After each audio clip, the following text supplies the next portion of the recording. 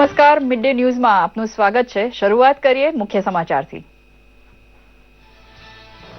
વસ્તુ અને સેવા કર ખરડો આખરે રાજ્યસભાની બહાલી પામે તેવા ઉજળા સંજોગ ઉભા કરવા ભરપૂર મહેનત કરે છે મોદી સરકાર। કોંગ્રેસની અવગણના કરી શકાય તેટલા નવા સભ્ય રાજ્યસભામાં પહોંચતા તેમનો ટેકો હાંસલ કરવા મથે છે મોદી સરકાર। ભારત પોતાના સર્વાધિક લોકપ્રિય રાષ્ટ્રપતિ ડોક્ટર અબ્દુલ કલામને પહેલી પુણ્યતિથિએ અર્પણ કરે માનવંતી શ્રદ્ધાંજલિ। કલામ સાહેબ સુપ્રતે ખાક થયેલા તેવા માદરે વતન રામેશ્વરમમાં કાંસ્ય પ્રતિમા અનાવરણ પ્રસંગે હાજર રહ્યા મનોહર પર્રિકર અને વેંકૈયા નાયડુ। રાજકીય ફાયદેબાજી માટે સામાજિક વર્ગ વિગ્રહને ઉત્તેજન આપવાનો કોંગ્રેસ સહિતના રાજકીય પક્ષ ઉપર આરોપ મૂકતા વિજયભાઈ રૂપાણી। ગુજરાત ભાજપે પોતાની કોર કમિટીની બેઠક બોલાવી સામાજિક સમરસતા વધુ બગડતી અટકાવવા ઘડી કાઢી વ્યૂહરચના। દલિત માનસનું મન દુઃખ હળવું કરવા મથે છે ભારત। દલિત સાથે દુર્વ્યવહારના સર્વાધિક કિસ્સા નોંધાય છે તેવા ઉત્તર પ્રદેશ અને બિહારમાં બેઠી છે સામાજિક ન્યાયનો વાયદો કરી ચૂકેલી સરકાર। ઉના અત્યાચાર કાંડમાં ભાજપની ગુજરાત સરકારને બદનામી આપતા લોકોએ ક્રાઇમ રેકોર્ડ બ્યુરોના આંકડા તપાસવા જેવા છે। મહીસાગર નદી જ્યાં ખરેખર સાગરને મળે છે તે વહેરા ખાડીમાં વનરાજી ખીલવી હરિયાળો દાખલો બેસાડે છે જંગલ ખાતું। વન મહોત્સવની રાજ્યવ્યાપી ઉજવણી અંતર્ગત આજે મુખ્યમંત્રીના હસ્તે મહીસાગર વન ખુલ્લું મુકાશે। કચ્છના 93 સરપંચોનું પોતાના ગામે શૌચાલય બાંધવામાં 100% સિદ્ધિ હાંસલ કરવા બદલ કરાયું સન્માન। આગામી ગાંધી જયંતિ સુધીમાં કચ્છના તમામ ગામ શૌચાલય બાંધવામાં 100% સિદ્ધિ હાંસલ કરે તેવો લક્ષ્યાંક આપતા સાંસદ વિનોદ ચાવડા। સમાચાર વિગતવાર જોઈએ। કેન્દ્ર તથા તમામ રાજ્ય સરકાર વચ્ચે એવી સંમતિ સધાઈ છે કે વસ્તુ અને સેવા કર એટલે કે જીએસટીના દર વર્તમાન કરવેરાથી ઓછા રાખવા। નાણામંત્રી અરુણ જેટલી અને રાજ્યના નાણામંત્રીઓ વચ્ચે ગઈકાલ યોજાયેલી બેઠકમાં થયેલી ચર્ચા પ્રમાણે કરવેરાના દર એવી સપાટીએ રાખવા જેથી રાજ્યને આવક ઘટે નહીં છતાં સામાન્ય માણસ ઉપર બોજો પણ આવે નહીં। જીએસટી લાગુ કરવાથી જો કોઈ રાજ્યને ખોટ જાય તો 5 વર્ષ સુધી તેને કેન્દ્ર સરકાર તરફથી સરભર કરી આપવાની દરખાસ્ત ઉપર વિચારણા થઈ હતી। 1.5 કરોડ સુધીનું ટર્નઓવર ધરાવતો વેપારી રાજ્યતંત્રના તાબામાં રહેશે જ્યારે તેનાથી વધુ રકમનું ટર્નઓવર કરતી પેઢી ઉપર રાજ્ય અને કેન્દ્રના તંત્રનો બેવડો અંકુશ રહેશે। હાલ ચાલતી વ્યૂહરચના સફળ થાય તો જીએસટી ખરડો આવતા અઠવાડિયે રાજ્યસભામાંથી પસાર થઈ જશે તેવું સૌ કોઈને લાગી રહ્યું છે। સંસદના ચોમાસુ સત્રમાં આજે પણ ગૃહની કાર્યવાહી હોબાળો સાથે શરૂ થઈ હતી। રાજ્યસભામાં બસપા અધ્યક્ષતામાં માયાવતીએ કાર્યવાહીના પ્રારંભે જ દયાશંકર સિંહ અને મંદસૌરમાં ગૌરક્ષાના નામે મહિલાઓની પીટાઈનો મુદ્દો ઉઠાવ્યો હતો। આ મામલે કોંગ્રેસ અને અન્ય વિપક્ષોનું પણ માયાવતીને સમર્થન મળ્યું હતું। જો કે હાલ અનેક મુદ્દે સંસદના બંને ગૃહોની કાર્યવાહી શાંતિપૂર્ણ રીતે ચાલી રહી છે।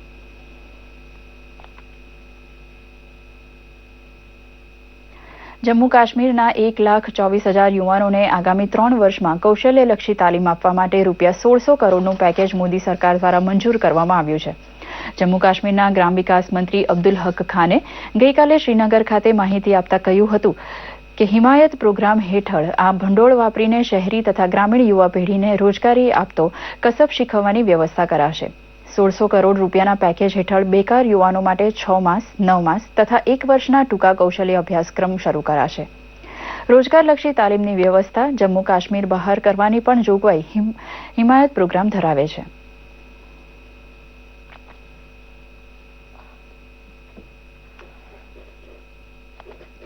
ભારત આજે પોતાના અત્યંત પ્રિય રાષ્ટ્રપતિ ડોક્ટર એપીજે અબ્દુલ કલામની પ્રથમ પુણ્યતિથિ નિમિત્તે મહાન વૈજ્ઞાનિકને અંજલિ અર્પણ કરી રહ્યું છે। ગઈ સાલ 27મી જુલાઈએ શિલોંગના આઈઆઈએમમાં પ્રવચન માટે ગયેલા ડોક્ટર કલામનો અચાનક ઇન્તકાલ થતા દેશ શોકમાં ડૂબી ગયો હતો। માદરે વતન રામેશ્વરમમાં જ્યાં તેઓ સુપ્રતે ખાક થયા હતા ત્યાં આજે તેમની કાંસ્ય પ્રતિમાનું અનાવરણ યોજાયું હતું જેમાં વરિષ્ઠ કેન્દ્રીય મંત્રીઓ મનોહર પર્રિકર તથા વેંકૈયા નાયડુ હાજર રહ્યા હતા। આ પ્રસંગે નાયડુએ જણાવ્યું હતું કે દેશવાસીઓના લાડીલા રાષ્ટ્રપતિના નામથી રામેશ્વરમમાં આગામી સમયમાં ભવ્ય સ્મારક બનશે।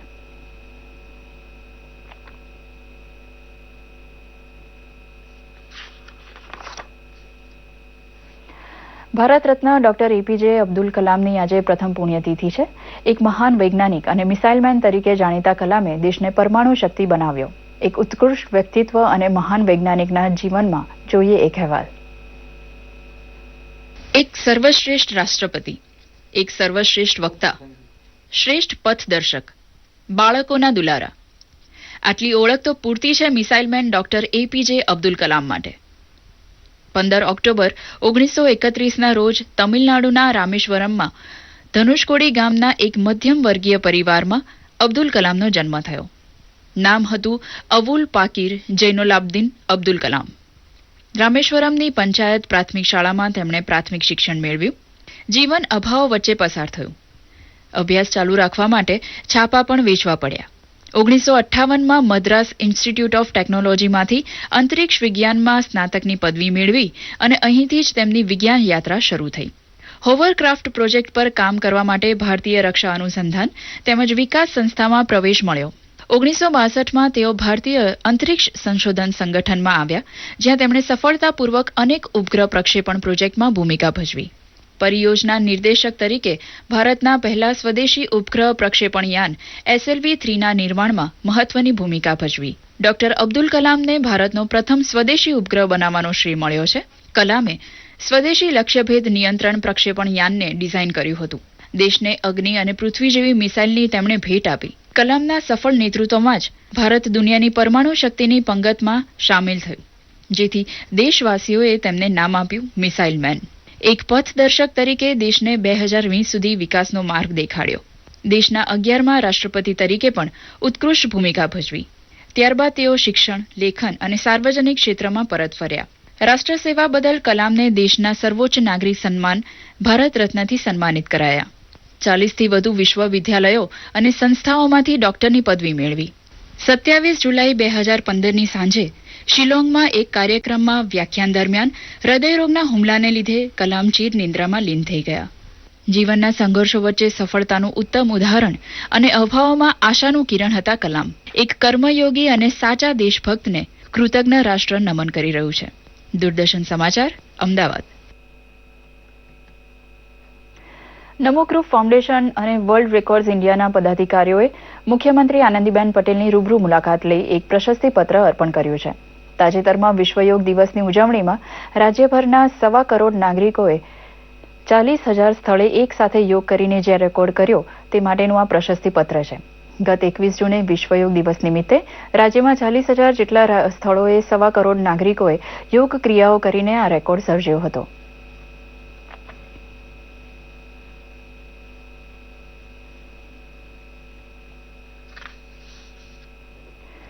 ગાંધીનગર નજીક કોબા ખાતે આવેલા ગુજરાત ભાજપના મુખ્યાલય ખાતે ભાજપ કોર કમિટીની બેઠક યોજાઈ ગઈ, જેમાં ભાજપની આબરૂ ખરડાય તે માટે સામાજિક વિઘટનની ઘટનાઓ ઊભી કરવાનો કોંગ્રેસ ઉપર આરોપ મૂકી તેની ઝાટકણી કાઢવામાં આવી હતી. આ બેઠકમાં વરિષ્ઠ મંત્રી રમણભાઈ વોરા, પ્રદેશ ઉપાધ્યક્ષ IK જાડેજા અને ભીખુભાઈ દલસાણીયા સહિત સંઘ અને ભાજપના આગેવાનો હાજર રહ્યા હતા.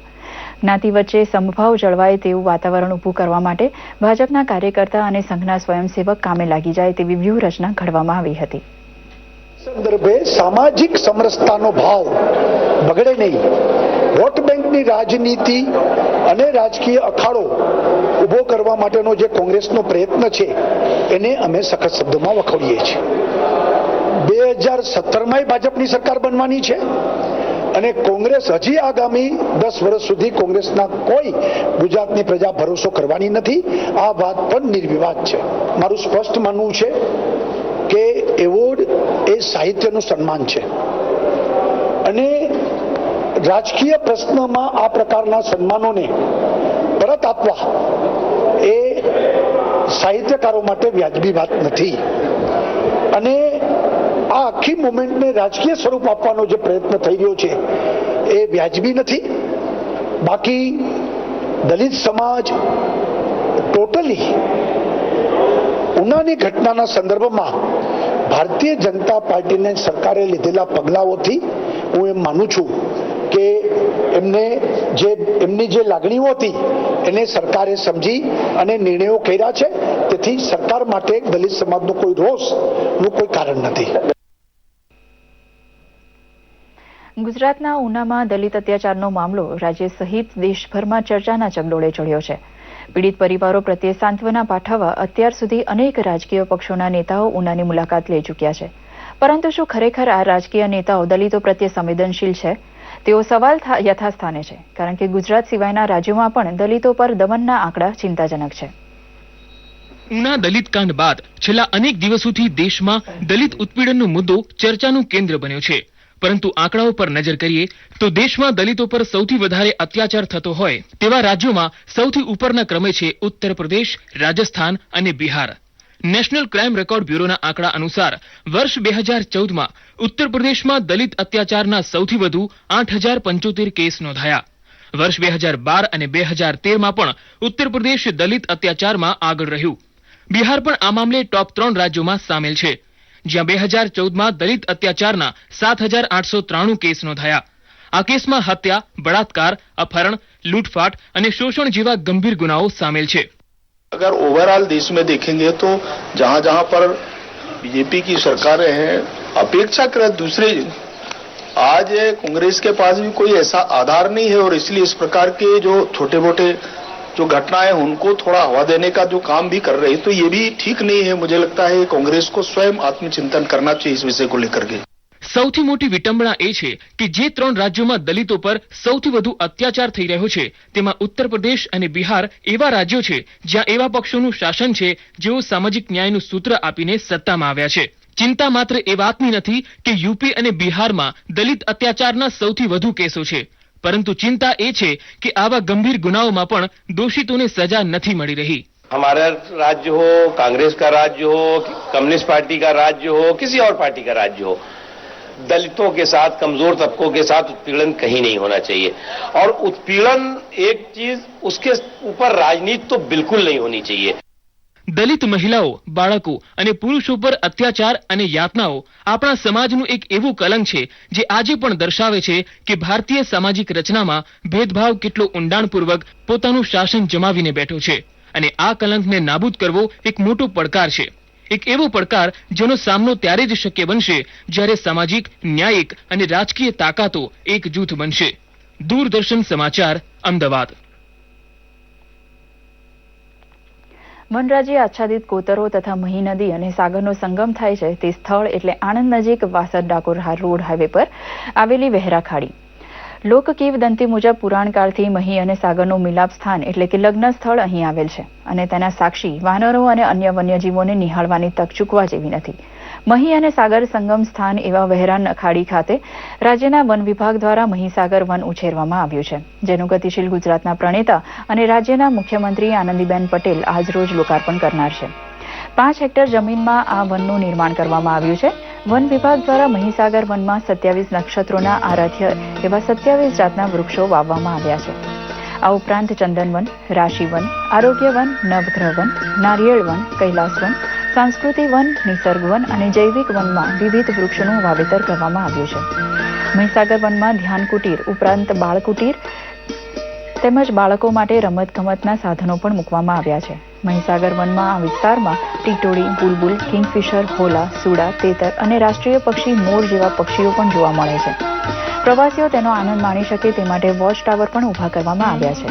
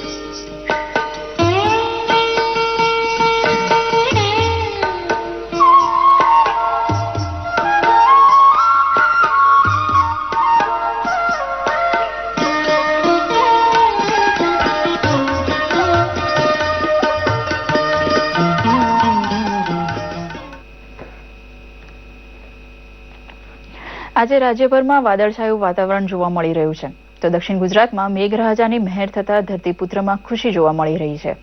આજે થયેલા વરસાદ પર નજર કરીએ તો નવસારીમાં 26 મિલીમીટર, જલાલપુરમાં 40 મિલીમીટર વરસાદ નોંધાયો હતો, તો નર્મદા જિલ્લામાં સવારથી જ ઝરમર વરસાદ થઈ રહ્યો છે. સરદાર સરોવર નર્મદા ડેમની જળસપાટી 119.24 મીટરે પહોંચી છે. ડેમમાં પાણીની આવક 65,819 ક્યુસેક છે, જ્યારે ડેમ ઓવરફ્લો થવામાં માત્ર 2.68 મીટર દૂર છે. તો મહીસાગરના લુણાવાડામાં ધીમી ધારે વરસાદ થઈ રહ્યો છે, જેથી વાતાવરણમાં ઠંડક પ્રસરી ગઈ છે. આણંદ જિલ્લામાં ભારે ઉકળાટ બાદ મધરાતથી ધીમી ધારે વરસાદ પડ્યો હતો, જેથી ખેડૂતોના પાકને જીવતદાન મળતા ખુશીની લહેર છવાઈ ગઈ હતી. અરવલ્લીના મોડાસા, મેઘરજ, ભિલોડા, ધનસુરામાં પણ ધીમી ધારે વરસાદ પડ્યો હતો. અમદાવાદમાં પણ વાદળછાયું વાતાવરણ જોવા મળી રહ્યું છે. હવામાન વિભાગની આગાહી પ્રમાણે આગામી 24 કલાકમાં રાજ્યમાં નોંધપાત્ર વરસાદ થઈ શકે છે.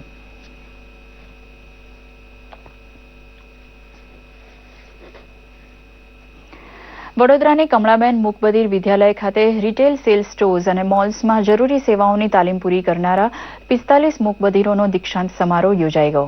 આ સંસ્થામાં દિવ્યાંગોને શિક્ષણની સાથે રોજગારલક્ષી કૌશલ્યોની પ્રશિક્ષણ આપીને સમાજમાં સ્થાપિત કરવાનું કાર્ય કરે છે. દીક્ષાંત કાર્યક્રમમાં ઉપસ્થિત રહેલા સંસ્થાના ટ્રસ્ટી હિતેશભાઈ શાહ સહિતના મહાનુભાવોએ તાલીમાર્થીઓને પ્રમાણપત્ર એનાયત કરી ઉજ્જવળ કારકિર્દીની શુભેચ્છાઓ પાઠવી હતી. આ તાલીમાર્થીઓની નેશનલ સ્કિલ ડેવલપમેન્ટ કોર્પોરેશન દ્વારા પરીક્ષા લેવાશે અને તેમાં સફળ થનારાને NSDCનું પ્રમાણપત્ર આપવામાં આવશે. NSDCની પરીક્ષામાં સફળ થનારા તાલીમાર્થીઓ કુશળ કામદારોનું વેતન મેળવવાને પાત્ર ગણાશે. પ્રધાનમંત્રી નરેન્દ્ર મોદીના સ્વચ્છ ભારત અભિયાનને વેગ આપતા કચ્છમાં 100% શૌચાલયની કામગીરીમાં શ્રેષ્ઠ કામગીરી બદલ 93 સરપંચોનો સન્માન સમારોહ યોજાયો હતો. આ પ્રસંગે ઉપસ્થિત રહેલા સંસદીય સચિવ વાસણભાઈ આહિર દ્વારા સરપંચોને આગામી ગાંધી જયંતિ સુધીમાં કચ્છના દરેક ગામમાં 100% શૌચાલયોનો સંકલ્પ સાકાર કરવા આહ્વાન કર્યું હતું. તેમણે દરેક તાલુકા પંચાયતના સભ્યોને પણ પોતાના વિસ્તારમાં ગામ દત્તક લેવા આહ્વાન કર્યું હતું. ક્લીન માધાપર ઝુંબેશ માટે ડોર ટુ ડોર કચરો એકઠો કરવા 5,000 પેટીઓ અપાશે, જેનું પ્રતિક રૂપે જિલ્લા પંચાયત અધ્યક્ષાના હસ્તે નાગરિકોમાં વિતરણ કરાયું હતું. આ પ્રસંગે સાંસદ વિનોદ ચાવડા સહિતના આગેવાનો ઉપસ્થિત રહ્યા હતા. કેન્દ્ર શાસિત પ્રદેશ દમણમાં બાલ સંરક્ષણ યોજના સમાજ કલ્યાણ વિભાગ દ્વારા પોલીસ કર્મચારીઓ માટે 2 દિવસીય વર્કશોપ યોજાઈ ગઈ. જુવેનાઇલ જસ્ટિસ 2015 અને પોક્સો 2012ના એક્ટ પર આ વર્કશોપ યોજાયો હતો. આ વર્કશોપના શુભારંભ પ્રસંગે દમણના કલેક્ટર ઉમેશ ત્યાગી, સબ ડિવિઝન અધિકારી આશીષ કાનન, સમાજ કલ્યાણના ડેપ્યુટી સેક્રેટરી રાકેશ કુમાર સહિત મહાનુભાવો ઉપસ્થિત રહ્યા હતા. આ સેમિનારમાં જુવેનાઇલ જસ્ટિસ એક્ટની માહિતી પોલીસ કર્મીઓને આપવામાં આવી હતી. દમણમાં પોક્સો એક્ટ અંતર્ગત 1 લાખ લોકોને ન્યાય મળ્યો છે અને મોટી દમણના એક આરોપીને આજીવન કેદની સજા પણ થઈ છે.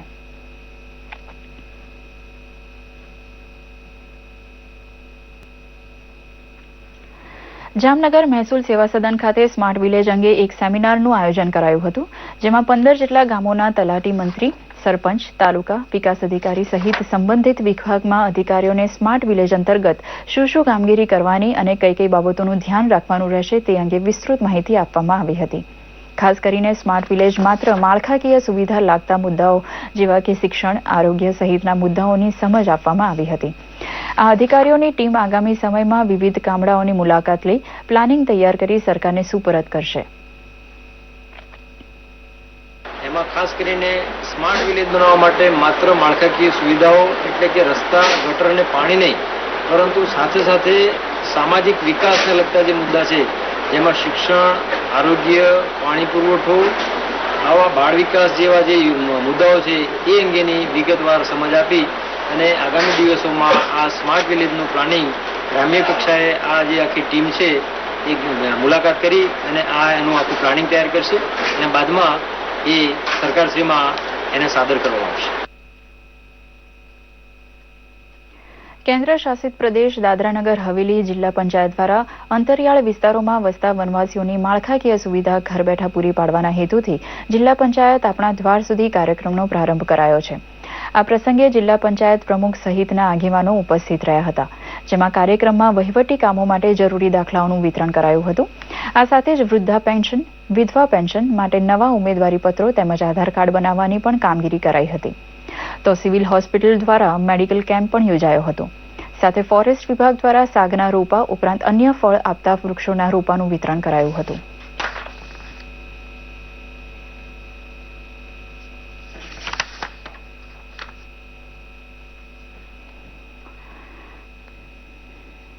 ગ્રીન ઇન્ડિયા ગ્રીન ગુજરાત ઝુંબેશ હેઠળ અમદાવાદને હરિયાળું બનાવવાના ભાગરૂપે સિનિયર સિટીઝન દ્વારા વૃક્ષારોપણનો કાર્યક્રમ યોજાઈ ગયો. આ પ્રસંગે મ્યુનિસિપલ કાઉન્સિલર ભરતભાઈ પટેલે વૃક્ષારોપણ કરી પ્રારંભ કરાવ્યો હતો. તેમણે જણાવ્યું હતું કે પ્રધાનમંત્રીના સ્વચ્છ ભારત હરિયાળું ભારતના સૂત્રને સાર્થક કરવા આ પ્રકારના કાર્યક્રમો પ્રોત્સાહિત કરે છે. વૃક્ષારોપણના આ કાર્યક્રમમાં મોટી સંખ્યામાં સિનિયર સિટીઝન અને બાળકોએ ઉપસ્થિત રહી વૃક્ષારોપણ કર્યું હતું.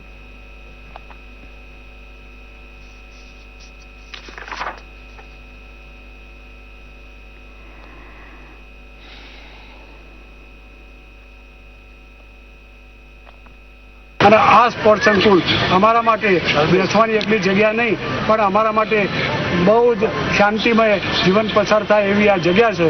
વધુમાં વધુ વૃક્ષો અહીંયા ઉછેર પામી, વધુમાં વધુ આ ગ્લોબલના પ્રશ્નમાં વધુમાં વધુ ગ્રીન આ એરિયા બને, કાશ્મીર જેવો એરિયા બને એવી અમારી લાગણી છે. અને લાગણીના કારણે આજે આ વૃક્ષારોપણનો પ્રોગ્રામ રાખ્યો છે. જય ભારત, જય હિન્દ. ઓકે, જે ગ્રીનરી નથી અને જેના કારણે ગ્લોબલ વોર્મિંગને જે એન્વાયરમેન્ટ બગડ્યું છે અત્યારે આખા વર્લ્ડની અંદર આ પ્રોબ્લેમ છે. અને એના કારણે આ જે વૃક્ષારોપણનો કાર્યક્રમ અને વૃક્ષોનું જતન કરવું અત્યારે બહુ જરૂરિયાત વસ્તુ છે. અને એના માટે સિનિયર સિટીઝનોએ અહીંયા જે રાખ્યું છે ને અમદાવાદ મ્યુનિસિપલ કોર્પોરેશન બી ગ્રીન અમદાવાદ ક્લીન અમદાવાદનો જે કન્સેપ્ટ છે એની સાથે આ જોડેલું છે. સિનિયર સિટીઝનો આ ટોટલી એની જવાબદારી ઉપાડી લીધી છે અને એ લોકો દરેક વૃક્ષની જતન કરશે અને પાણીનું સિંચન કરી અને દરેક જણ 5-5 વૃક્ષોનું ઉછેર કરશે એવી ખાતરી આપે છે. અમદાવાદમાં આવેલી કેન્દ્ર સરકારની તમામ કચેરીઓના કામકાજમાં હિન્દી ભાષાનો ઉપયોગ વધે તે માટે મહત્વની સંકલન બેઠક ઇસરો પરિસરમાં તેના યજમાન પદે યોજાઈ ગઈ. નગર રાજભાષા કાર્યાન્વય સમિતિની આ બેઠકમાં ઇસરોના એસોસિએટ ડિરેક્ટર ડી.કે. દાસ તથા મુખ્ય આવકવેરા કમિશનર બલવીરસિંહ સહિતના ઉચ્ચ અધિકારી હાજર હતા.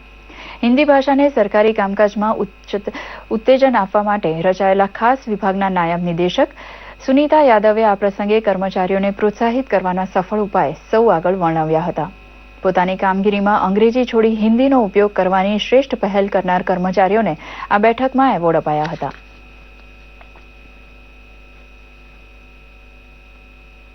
તાપી જિલ્લાના વ્યારાની સિવિલ હોસ્પિટલને કાયાકલ્પ યોજના હેઠળ દિલ્હી ખાતે ગુજરાત રાજ્યના સ્વચ્છતા ક્ષેત્રે બીજા નંબર આપવામાં આવતા જિલ્લાભરમાં હર્ષની લાગણી ફેલાઈ હતી. વ્યારા સ્થિત સિવિલ હોસ્પિટલમાં dialysis, ICU, sick newborn care unit સહિત આધુનિક લેબોરેટરી અને એમ્બ્યુલન્સની સુવિધા સાથે ક્લેરિકલનો પૂરતો સ્ટાફ છે. એટલું જ નહીં, મુખ્યમંત્રી નિદાન યોજના અંતર્ગત દર્દીઓને 65 જેટલી મફત સેવાઓ પણ આપવામાં આવે છે. મહત્વનું છે કે ભારત દેશના દરેક રાજ્યમાં સરકારી હોસ્પિટલોને વધુ સુંદર, સગવડયુક્ત અને સ્વચ્છ બનાવવાના હેતુસર સરકાર દ્વારા કાયાકલ્પ કાર્યક્રમ અંતર્ગત દરેક રાજ્યના જિલ્લાઓમાં આવેલી સરકારી સિવિલ હોસ્પિટલોને નંબર આપી પ્રોત્સાહિત કરવામાં આવે છે, જેથી તેમાં કામ કરતા ડોક્ટરો અને ક્લેરિકલ સ્ટાફના ઉત્સાહમાં વધારો થાય. કાયાકલ્પ કાર્યક્રમ હેઠળ ગુજરાત રાજ્યમાં બીજા ક્રમે સિવિલ હોસ્પિટલ વ્યારાને કાયાકલ્પ કાર્યક્રમની હેઠળ પ્રમાણપત્ર એનાયત કરવામાં આવેલ છે.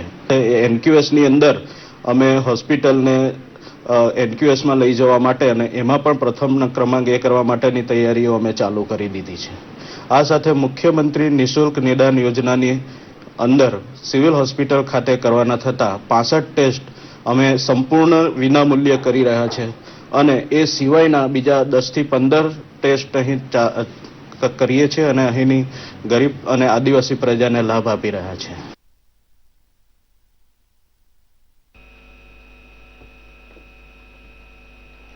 રિયો ઓલિમ્પિકમાં પહેલવાન નરસિંહ યાદવના સ્થાને પ્રવીણ રાણા ભાગ લેશે. રાણાનું નામ ભારતીય ઓલિમ્પિક સંઘને મોકલી દેવામાં આવ્યું છે. ભારતીય કુસ્તી સંઘે નરસિંહ યાદવની જગ્યાએ પ્રવીણની પસંદગી એટલા માટે કરી છે કે તે શરૂઆતથી જ કેમ્પમાં છે. પ્રવીણ અન્ય ભારતીય પહેલવાનો સાથે જોર્જિયા જવા રવાના થઈ ચૂક્યા છે, જ્યાં ભારતીય કુસ્તી ટીમ ઓલિમ્પિક પૂર્વે પોતાની તૈયારીઓને અંતિમ રૂપ આપશે. જોર્જિયા રવાના થતા પૂર્વ પ્રવીણે ડોપ ટેસ્ટમાં ફસાયેલા નરસિંહ યાદવ માટે અફસોસ વ્યક્ત કરતા પોતે સર્વશ્રેષ્ઠ પ્રદર્શન કરવાનો વિશ્વાસ વ્યક્ત કર્યો હતો.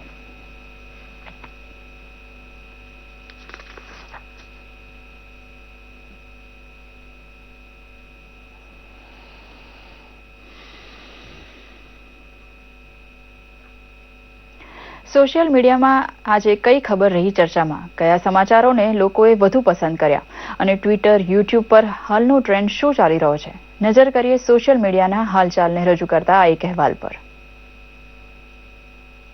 આજે પૂર્વ રાષ્ટ્રપતિ એપીજે ડોક્ટર અબ્દુલ કલામ સાહેબની પ્રથમ પુણ્યતિથિ છે.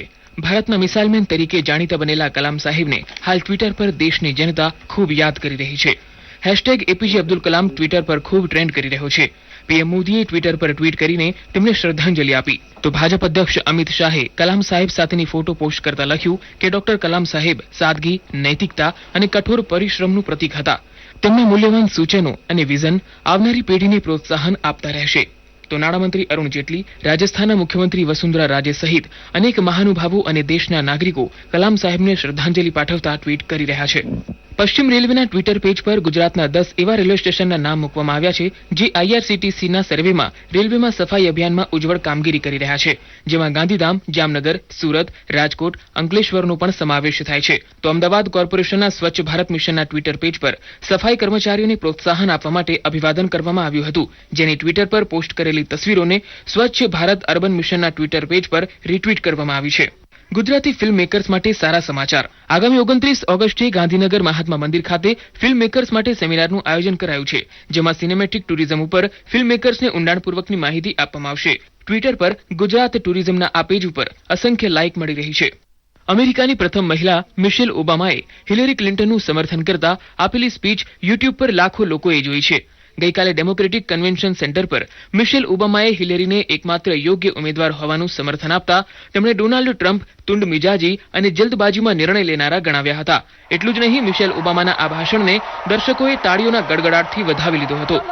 ફિલ્મ બાર બાર દેખોના ટ્રેલર પહેલા જ તેનું સોંગ આજે કાલા ચશ્મા રિલીઝ થઈ ગયું છે, જે ટ્વિટરમાં #કાલા ચશ્મા અને યુટ્યુબ પર જબરજસ્ત ધૂમ મચાવી રહ્યું છે. આ સોંગ 1990ના હિટ રહેલા પંજાબી સોંગ તેનું કાલા ચશ્મા જચતા વેનું હિન્દી વર્ઝન છે. ફિલ્મ મેકર્સે આ સોંગના રાઇટ્સ ખરીદી લીધા છે.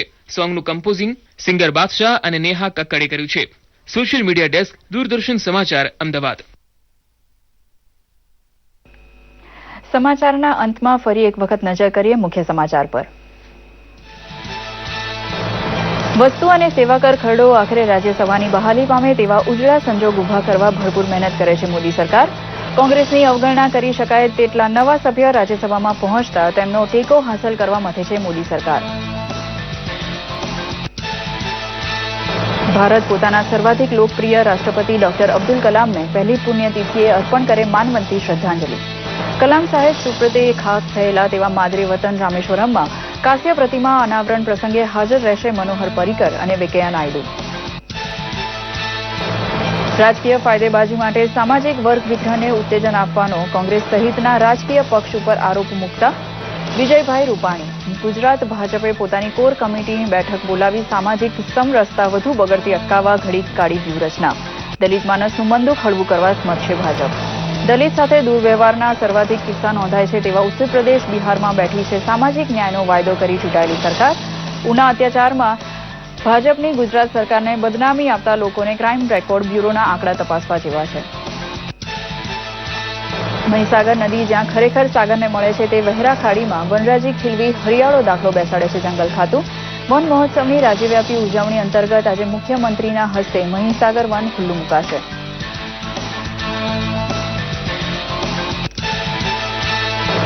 કચ્છના ત્રાણુ સરપંચનું પોતાના ગામે શૌચાલય બાંધવામાં 100% સિદ્ધિ હાંસલ કરવા બદલ કરાયું સન્માન. આગામી ગાંધી જયંતિ સુધીમાં કચ્છના તમામ ગામ શૌચાલય બાંધવામાં 100% સિદ્ધિ હાંસલ કરે તેવા લક્ષ્યાંક આપતા સાંસદ વિનોદ ચાવડા.